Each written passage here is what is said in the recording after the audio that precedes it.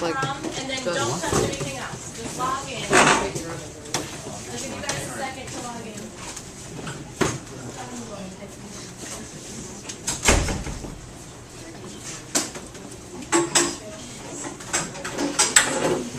So get on your classroom.google.com and go to Mr. Conover's class. And then just set your Chromebooks aside for now after you've logged in. And open up your textbooks to page 827.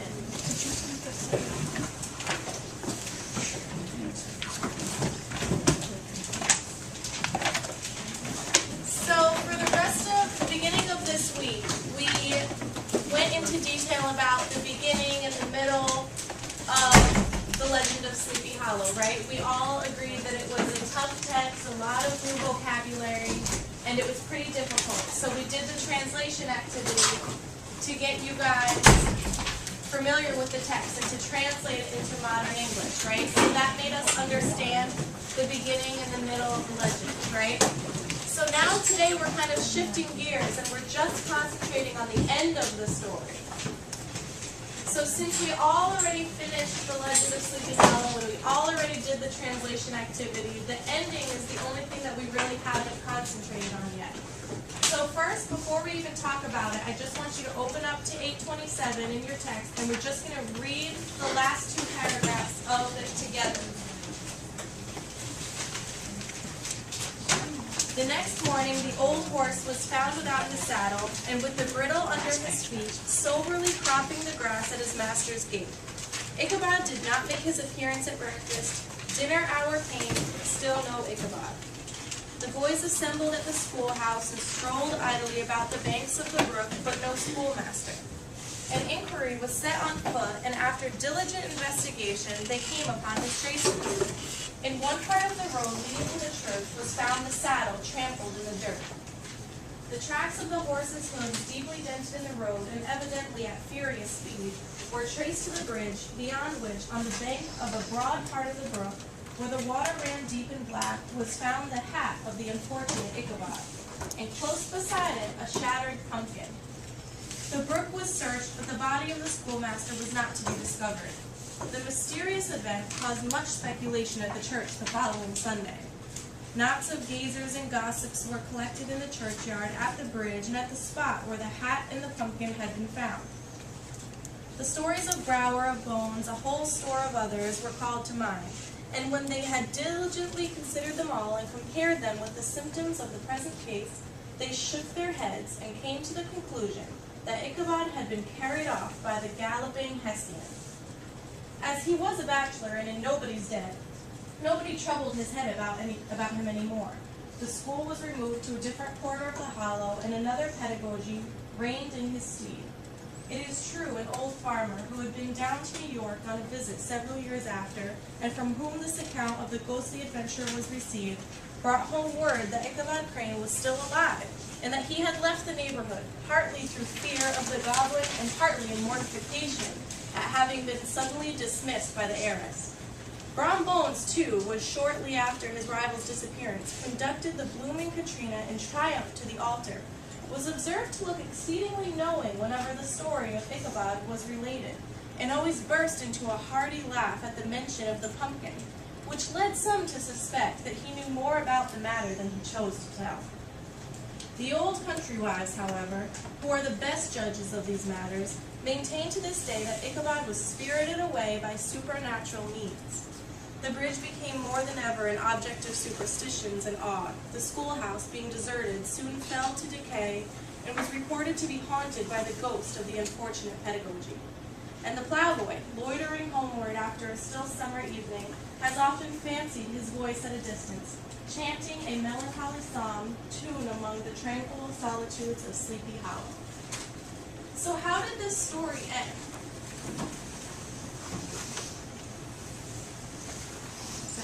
Well, Bravo, Yep.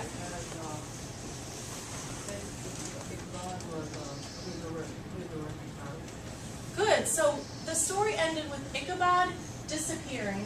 Brom Bones marries Katrina, who they were fighting over. Liz, were you going to say something? I was going to say people didn't know what happened, but they were suspecting Perfect. It ended with kind of this in-between ending. Is it a definite ending? Like, this is what happened? So what could we call that? How did it end? Zaya? I don't understand the ending, or it doesn't have a good resolution. Good. Very uncertain ending. Liz? Well, I was gonna say, not social. Okay, there was no resolution, if we want to use one of our terms. Didn't have danger. No denouement. Good, we're using all of our literary terms. Good job, guys. But what can we use? I like to call this ending, it's just a bunch of predictions. That's the word I like to use, predictions. Is a prediction just a random guess? No. What is a prediction? I was gonna say cliffhanger. A cliffhanger, awesome. Liz? When you use clues to make an entity with that. And what's another word for clues in a story? Jack? Signs, clues. What's a literary term that could lead us to a prediction? There's a bunch of it in this story. Go ahead. Foreshadowing. There's so much foreshadowing in this story. And we've gone through it earlier in this week. We've seen so many foreshadowings. Name one big sign that could lead you to this ending. Some of these predictions. Liz again? The pumpkin on the ground. The pumpkin on the ground, that might lead you to the idea that maybe something bad happened to Ichabod, right? The trampled saddle, it looks like maybe there was a struggle. Go ahead. When he left the party, and he said, Awesome. How did he leave the party? Did he go home happy that night? kind of. Okay. Yeah. What happened at the party though? There was a conflict at the party, right? He was dancing with Katrina, and then Yes, Brom and Ichabod have been fighting over the same girl this whole time, so there's a lot of tension and a lot of foreshadowing. Liz? I was gonna say, like, in some movies, like, when there's, like, no resolution, there's, like, a sign of them left with something that, like, represents them, like his hat. Awesome. So we see that left in the dirt. So this ended with a bunch of predictions. That's how this story ended, okay?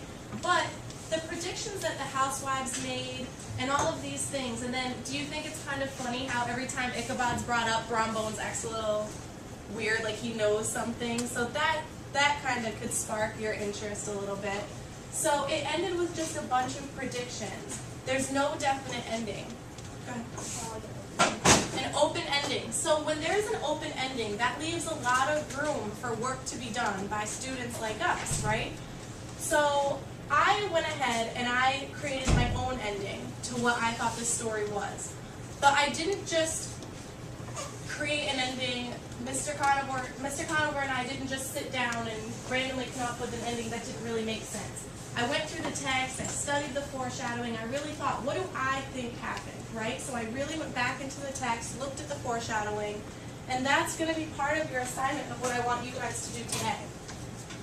So what do you remember about the ending of the story? What are some predictions that you had of what happened to Ichabod Crane? All of your endings are going to be different. So you don't need to all have the same ending. We don't need to come to the same thing.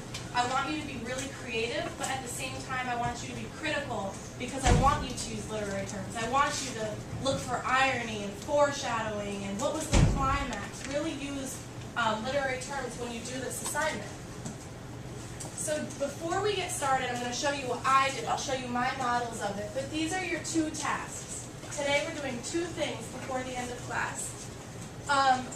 To help you guys to come up with your endings, I pulled out some really important passages from the story that are filled with literary elements. They're filled with hints here and there and all these little things. And I want you to comment them in your Google Classroom. So that's why I had you log on to Google Classroom.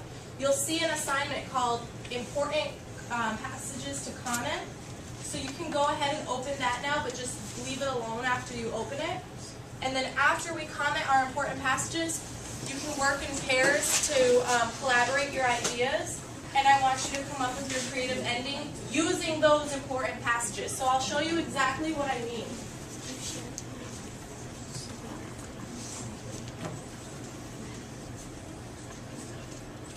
So here's mine. So this is the one one I did. I took out these passages because I thought they were really important. So this one, you guys will recognize this was the first paragraph from the story. And then these are just other important ones. And over here, I commented. So you highlight where you want, go up to the top, press comment, and then press another button that will say comment, and it lets you comment next to the paragraph, okay? And your comments will stay there. They're automatically saved. So for the opening scene, it's talking about, it introduces you to the land of Sleepy Hollow. So I highlighted it, and I said that's imagery. It's setting up the mood of the story. Does everyone see what I did? And then this one is really important. It says Ichabod Crane had a soft and foolish heart. So I highlighted that. That's characterization. That's important to his character, right? Because he falls for Katrina, and that's when things start to kind of go downhill for him, right?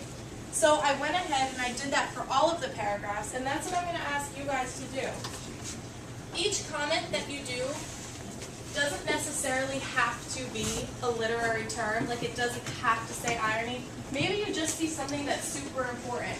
Like over here, I highlighted all about Brom Bones, and I did use a term. I said he's the antagonist. But I just kind of talked about why this description of Brom Bones is important. Okay, do you guys understand? Does anyone have any questions just about commenting the passages?